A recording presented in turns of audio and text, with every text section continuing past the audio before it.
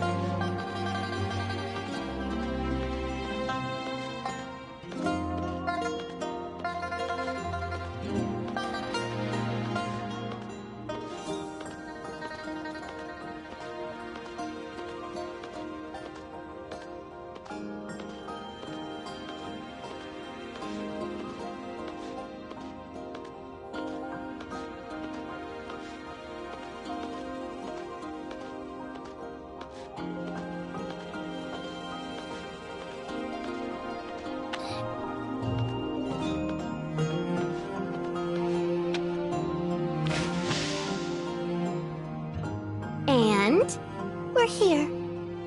Now that we've arrived at Tianzhong's pavilion, we'll be on our way. Madame Huang still has a lot of official business to attend to. Thank you for your understanding. Okay, thanks for all your help.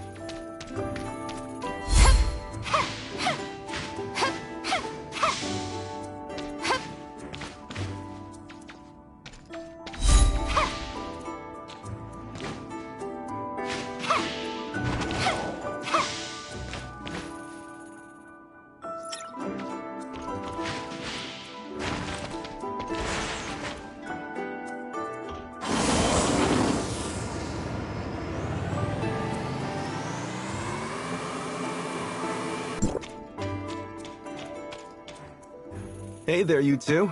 How have you been? Did the doctor not come with you? I hope there's no trouble, is there? The doctor has uncovered something new at the Black Jade Ruins in Marshville, and is tied up there at the moment, so she's unable to attend the meeting. Don't worry, I'll relay everything to her. For instance, the first topic. The Executor expressed concern about the doctor's absence and promptly offered to assist her. That will not be necessary.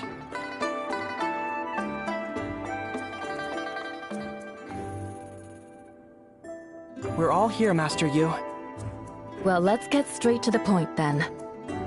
I believe you're already aware of the topic of this meeting. It appears that we may have discovered a potential solution to the increasingly dire energy shortage. I'm Neo, a researcher at Tianzhong Pavilion. Allow me to present to you our latest discoveries. The timestamp system relies on the power generated from the infinite sundial.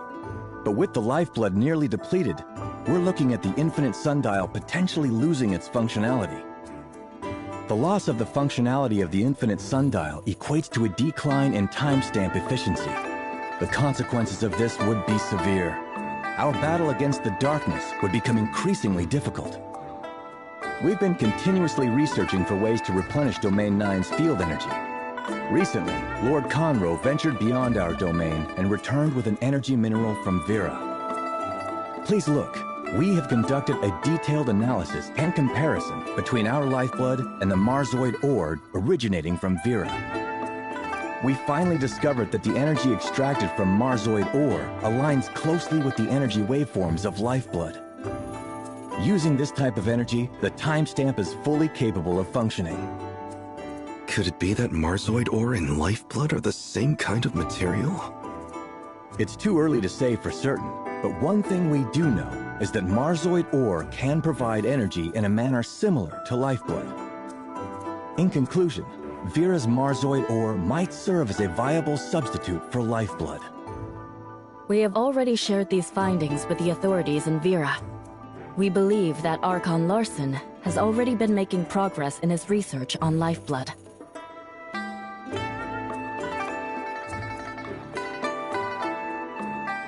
We've also submitted a request to 𝐅𝐚𝐬𝐽𝐬, hoping that Vera can provide us with an adequate supply of Marzoid ore to maintain the operation of the timestamp system. Assuming Vera can provide a sufficient amount of Marzoid ore, could we avert the crisis of the infinite sundial's impending failure? This is very important. We need to return to Vera and explain in person. I trust that your insights and first-hand experiences could be of great assistance to 𝐅𝐚𝐬𝐽𝐬 in making an informed decision.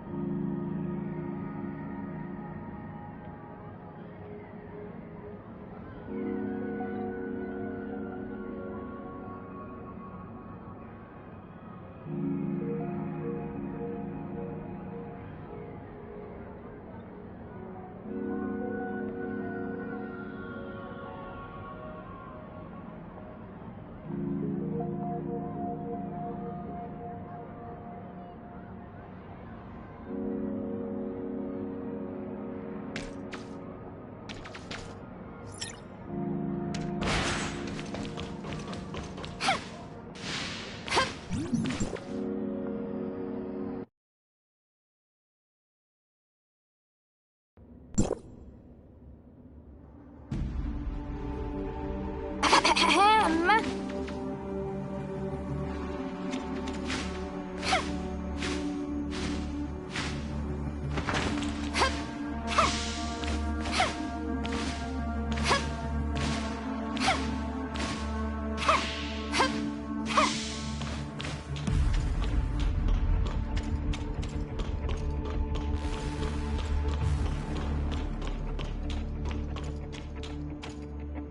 Archon Larson, Ms. Lyra, we have the latest updates on Domain 9 and the gray space entities.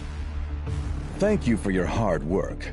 Master Yu has already briefed me about the situation in Domain 9, but I'd like to hear your thoughts. Based on our recent observations, we've noticed that abyss currents occur quite often in Domain 9, and the disasters caused by gray space entities are extremely severe. We've also seen quite a few gray space entities similar to the ones here in Vera. Could those be the ones that have migrated from Vera to Domain 9? They likely responded to the Hive Mother's call and traveled to Domain 9 via the abyss currents. Personally, I think there's a strong possibility that the Hive Mother is in Domain 9, but we don't have the ability to pinpoint her exact location right now. How's the doctor doing? Dr. Rubilia noticed a peculiar Blackstone ruin and initiated research into it, along with Lord Linghan, who is in charge of Marshville. I believe she will bring us more insights on the gray space entities soon. Shirley and I also made some discoveries regarding the Blackstone ruins. There is a powerful gray space entity being held captive within Ignisville's Blackstone ruin. With the seal on the ruin gradually weakening, the gray space entity tried to escape its confinement. The situation has been resolved, but at a cost. There's barely any lifeblood left to sustain the operation of the timestamp system in Domain 9. If the lifeblood is depleted, the gray space entities imprisoned within will immediately break free and wreak havoc. And without the support of timestamps, battling these gray space entities would become even more challenging. Indeed. We've heard about this from Master Yu. Inspired by Domain 9, Lyra has conducted in-depth research on Marzoid ore. That is right, Archon Larson. After restarting the investigation of the confounding abyss and combining it with the findings from Domain 9, we've made significant breakthroughs in our research on Marzoid ore. We have narrowed down why Marzoid ore can serve as a substitute for lifeblood. The energy contained within Marzoid ore is essentially omnium. Just as the Executor said, there are Blackstone ruins that exist in Domain 9, which bear a striking resemblance to the ones in the confounding abyss. It's not surprising that Domain 9 also has minerals similar in nature to Marzoid ore. Unfortunately, after thoroughly analyzing the data provided by Master Yu, we found that the known reserves of Marzoid ore in Vera are far from sufficient to fill the gap. So what do we do? There must be other solutions, right? We are not completely out of options.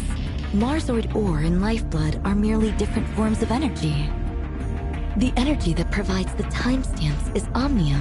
In other words, all we need to do is to provide enough omnium.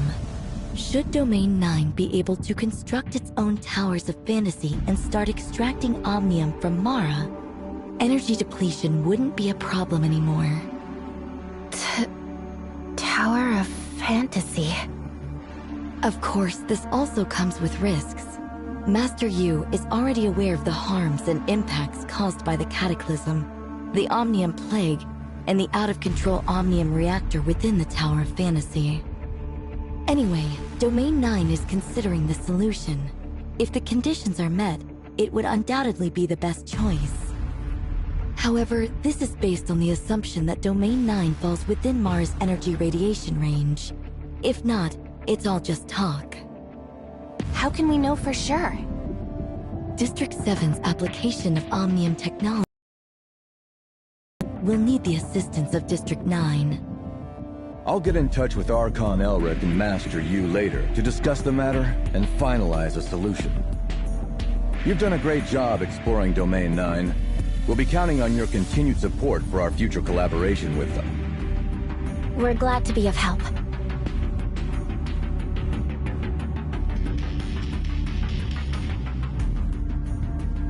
Now then, Miss Shirley and the Executor should return to Asperia to wait for Archon Elric's instructions.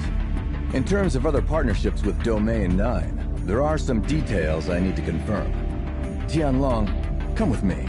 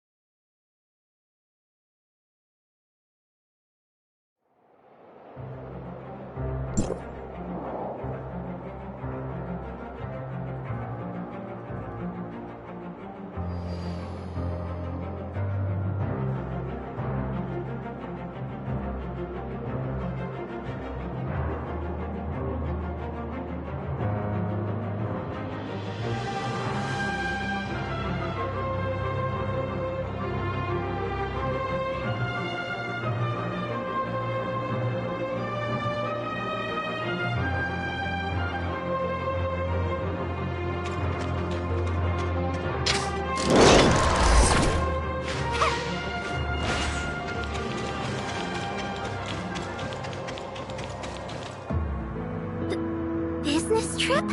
It's finally my turn to go to Meroria? Ah, the popular magic-themed masterpieces and the hyper-realistic merchandise from that city I've been thinking about for so long. You'll need to touch bases with Miss Lyra in Meroria, then make your way to Domain 9 through the Celestial Gate. I suppose that could work. Even if I can only stay for a little bit, I'm sure I'll get a chance to snag some goods. Executor Miss Shirley, allow me to introduce you. This is Brevi, a Tower of Fantasy engineer. Hello there. I'm usually cooped up at home, but even I have heard about you two. At least, I think I have. We have already reached an agreement with Domain 9.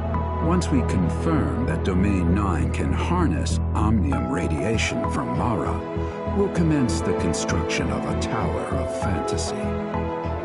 Brevi is set to accompany you to Domain 9 for the initial inspection. If the optimal solution for Domain 9 to obtain omnium is indeed the construction of a Tower of Fantasy, Hykros will spare no effort in providing assistance and support. Even though the construction of the Tower of Fantasy has been essentially stalled since the Cataclysm, our research on omnium has never ceased. But at this point, we've run into a roadblock that we can't seem to overcome. It is what it is. Hopefully, our understanding of omnium can assist Domain 9 and the entire human civilization to safely navigate through the gray space entity crisis. Venturing to Domain 9 to investigate the possibility of constructing the Tower of Fantasy is our first step. Bleep bleep. 𝐪𝐼𝐾𝐽's current technology is more than capable of conducting the investigation, but understanding the local conditions, well, that's another story. Bleep? Is that the name of some new technology? She says it's her special notification sound. Huh?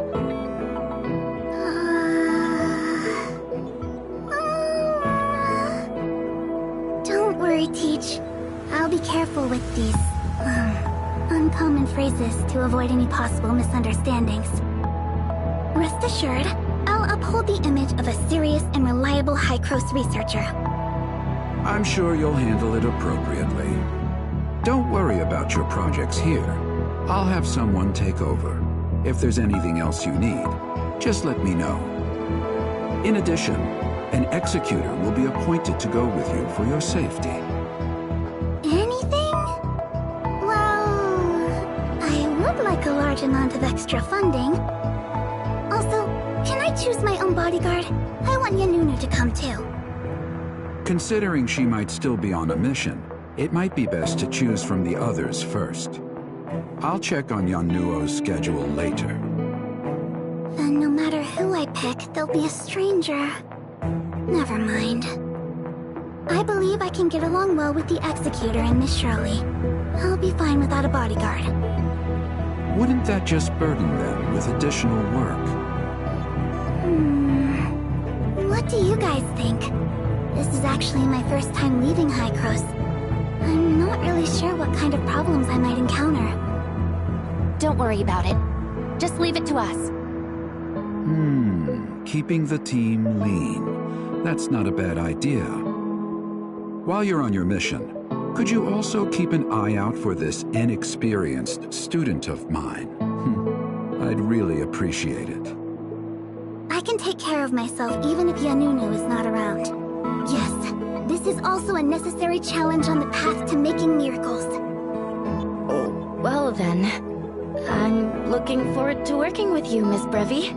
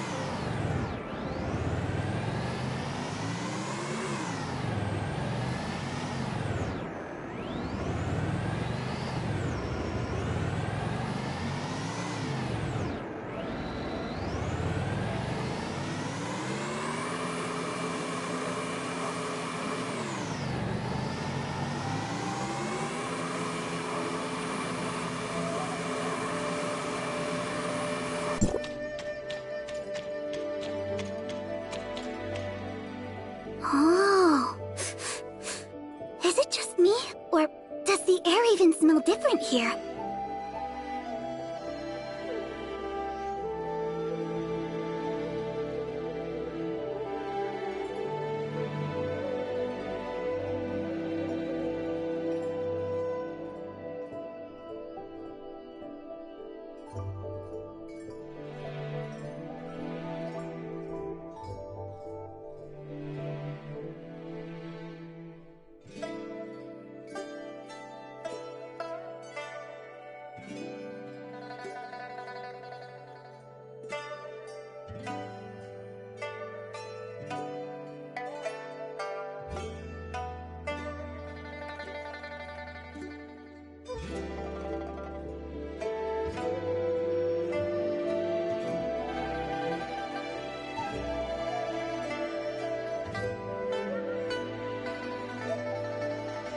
How do you feel?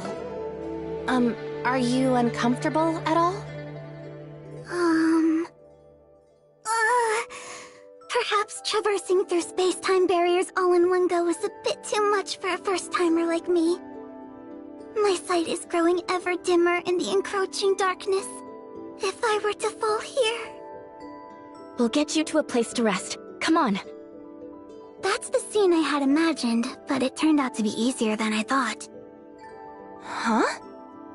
Bleep bleep! Thank you all for your concern. I've done some last-minute cramming. I think I'm as ready as I can possibly be. This trip has been surprisingly uneventful. There's no opportunity to put those survival skills Yanunu mentioned to use, it seems. Like, how to survive in the wilderness with no signs of civilization, and how to survive by foraging for edible plants. I thought there might be a chance to put all this knowledge to use. It's not that extreme. I seem to be doing fine adapting to the new environment, but the accommodations have me a bit worried. Making the bed and doing laundry isn't my strong suit. I predict that within a day, I'll have the guest room in a total mess. I wonder if there will be any staff to help. I think that shouldn't be an issue. Okay, that's good to hear. Now that we're here, let's get straight to work. This is a rare hands-on exam. If my teacher thinks that I'm the type to drop the ball at crucial moments, it'll make future funding applications even harder.